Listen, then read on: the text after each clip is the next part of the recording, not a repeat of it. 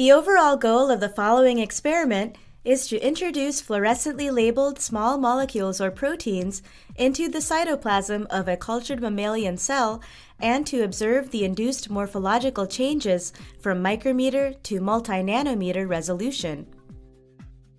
This is achieved by first culturing mammalian cells on gridded glass cover slips and microinjecting them with a fluorescently labeled small molecule or protein of interest.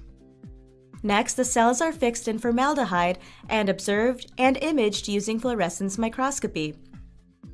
Then the cells are fixed with glutaraldehyde, sectioned, stained, and imaged using electron microscopy.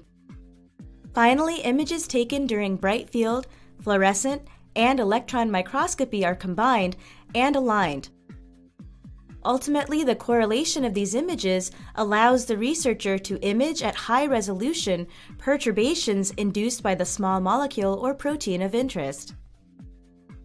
Hi, I'm Dr. Evan Reddick in the laboratory of Dr. Neal Alto in the Microbiology department at the University of Texas Southwestern Medical Center in Dallas. Today I'm going to talk to you about the CLEM procedure, or the microinjection correlative light and electron microscopy. The main advantage of this procedure over standalone techniques such as microinjection or microscopy is that here they are performed in concert and aided through the use of a gridded glass cover slip. It's this gridded cover slip that allows researchers to return to the same cell during different parts of the protocol.